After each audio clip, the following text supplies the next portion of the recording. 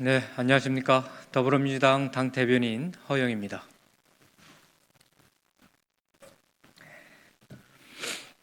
오늘은 총 4건의 브리핑을 하겠습니다. 첫 번째, 윤석열 총장에 대한 징계에 대한 브리핑을 시작하겠습니다.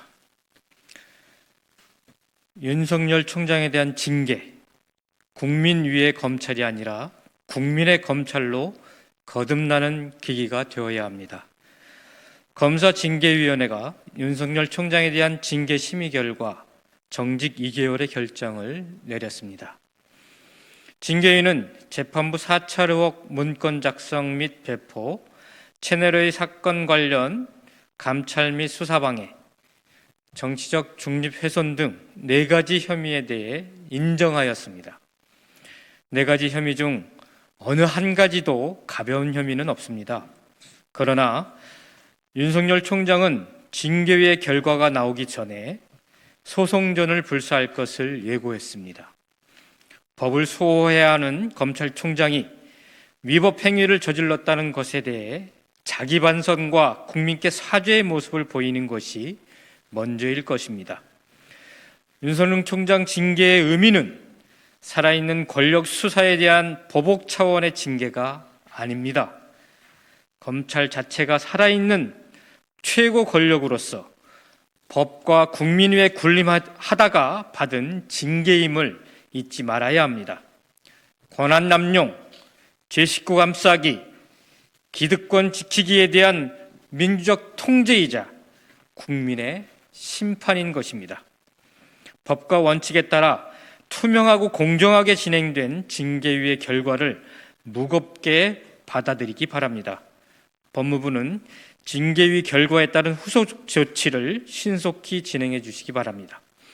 아울러 국민의힘은 법무부의 징계위 적법 절차를 거친 결정에 대해 혼란을 부추겨 정쟁화하려는 시도를 해서는 안 됩니다.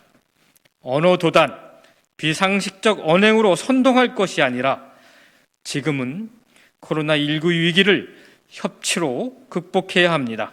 더불어민주당은 어느 국가기관도 권한을 남용할 수 없고 견제와 균형의 원리를 벗어나 작동할 수 없다는 원칙을 지켜나갈 수 있도록 권력기관 개혁을 이루어 나가도록 하겠습니다. 두 번째는 공수처 출범에 관련해서 브리핑하겠습니다. 공수처 출범은 권력기관 개혁의 끝이 아닌 시작입니다. 신속한 공수처장 추천이 가동으로 공수처 출범에 박차를 가하겠습니다.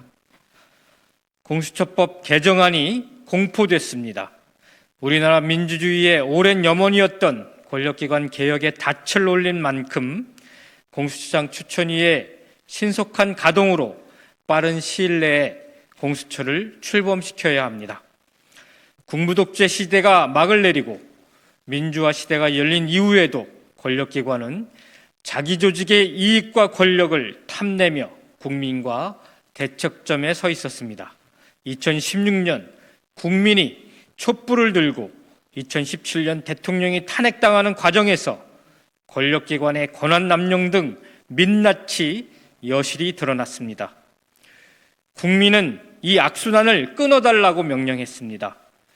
헌법에 따라 모든 권력기관이 오로지 국민을 위해 존재하고 일하도록 바꿔달라고 했습니다. 이에 문재인 정부와 더불어민주당은 국민의 명령대로 권력기관이 서로 견제하고 감시하도록 하면서 특성에 맞게 전문화하는 방법으로 개혁을 추진해 왔습니다. 공수처 설치는 검경 수사권 조정과 함께 오랜 시간 국민이 열망해온 검찰개혁의 상징입니다. 공수처장 후보는 추천 절차가 진행돼 어느 정도 압축된 상태입니다.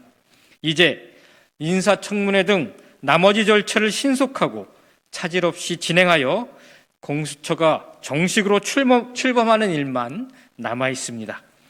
국민의힘이 공수처가 중립성과 독립성을 잃고 견제받지 않는 괴물 권력기관이라고 주장하는 것은 참으로 어불성설입니다.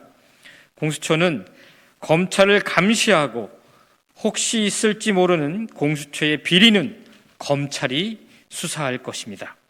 특히 공수처 기능의 본질은 외면한 채 도를 넘는 막말로 국민을 호도하지 말기 바랍니다. 또한 합법적 절차에 따른 법 개정에 대해 독재 운운하는 것은 온당치 않습니다. 이제라도 공수처 설치에 적극적으로 협조해서 국민의 엄중한 명령을 완수하는 데 함께하길 바랍니다. 공수처 출범은 권력기관 개혁의 끝이 아닌 시작입니다. 더불어민주당은 고위공직자 범죄를 더욱 엄격하고 공정하게 수사할 공수처가 국민의 기대에 부응할 수 있도록 권력기관 개혁에 더욱 박차를 가하겠습니다. 세 번째는 국민의힘 주호영 원내대표께 드립니다. 국민의힘 주호영 원내대표야말로 광기 어린 막말 폭주를 당장 멈추기 바랍니다. 국민의힘 주호영 원내대표가 검사 징계위 결과에 대해 쏟아낸 말들에 귀를 의심하지 않을 수 없습니다. 마치 윤석열 총장 구하기에 국민의힘이 전면전을 선포하는 것 같습니다. 문재인 정권이 폭주에 광기를 더하고 있다. 공권력의 탈을 빌린 조직폭력배들의 사적인 보복이다. 추미애 장관의 관시법, 권력의 끝없는 폭거 등 징계의 결과를 정면으로 부정하고 막말 제조에 힘을 쏟고 있습니다. 정치는 말과 메시지로 이루어집니다. 그런데 그 말과 메시지가 삐뚤어져 있으면 그 말을 뱉은 사람의 정신과 철학이 삐뚤어져 있는 거나 마찬가지입니다. 윤석열 총장의 비위 혐의 6개 중 4개에 대해서는 징계 사유가 인정되었고 법과 증거에 의한 적법한 조치였습니다. 나머지 2개의 혐의 또한 징계 사유가 있으나 불문에 붙였을 뿐입니다. 이것을 마치 조직폭력배들의 사적 보복에 비유하다니 제1야당의 대표로 부끄럽지 않습니까?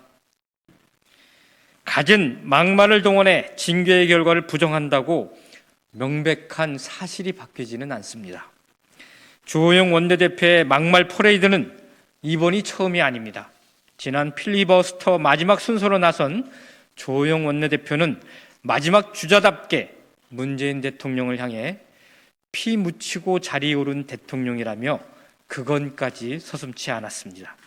그래도 분이 풀리지 않았는지 급기야 어제는 104페이지에 달하는 필리버스터 막말 원고를 공개하고 나섰습니다. 어제 김종인 비대위원장이 4년 만에 두 전직 대통령의 과오와 자당의 행태에 대해 대국민 사과를 했고 그 자리에 주호영 원내대표도 함께 서 있었습니다. 국민의힘의 사과는 역시 김종인 위원장의 것이었나 봅니다. 주호영 원내대표는 이제라도 광기 어린 막말 폭주를 당장 멈추기 바랍니다. 또한 이명박 박근혜 두 전직 대통령의 과오에 대해 그리고 탄핵에 앞장섰지만 지금은 부끄러운 줄 모르는 본인에 대해 104페이지 반성문부터 써야 할 것입니다. 마지막으로 코로나 상황에 대해서 브리핑하겠습니다. 신규 확진자 1078명, 국민의 일상을 회복하기 위해서는 멈춤이 간절합니다. 오늘 0시 기준 코로나19 신규 확진자가 1078명으로 또다시 최대 확진자가 발생했습니다.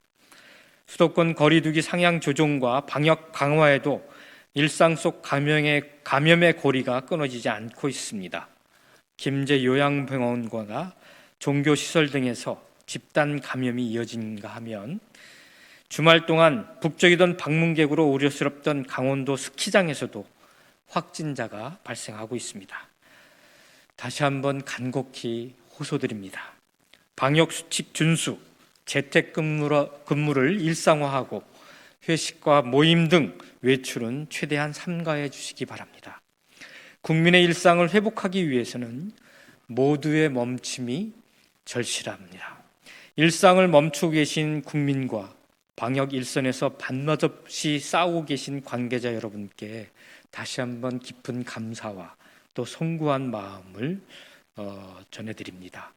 하지만 지금의 확산세를 단절하지 못할 경우 상황에 따라 거리두기 3단계로의 상향 결정도 배제할 수 없습니다. 조금만 더 힘을 내주시기 바랍니다. 참여 방역만이 지금의 상황을 멈출 수 있습니다. 현재 정부와 보건당국은 백신의 차질 없는 접종을 위해 범부처 차원의 계획을 세우고 있습니다. 백신 확보에서 접종에 이르기까지 모든 상황을 신속하고 세밀하게 준비해 주시길 바랍니다. 아울러 안정적인 병상 확보와 선별진료소의 인력과 장비 지원에도 만전을 기해 주시길 바랍니다. 더불어민주당도 코로나19 확산 방지를 위해 더욱더 큰 책임감을 가지고 노력하겠습니다.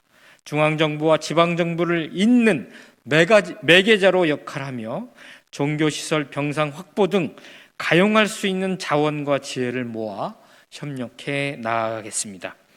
백신 접종 전 또다시 마주한 고비입니다. 코로나19가 우리의 일상을 흔들 수 없도록 조금만 더 힘을 모아주시기 바랍니다. 감사합니다.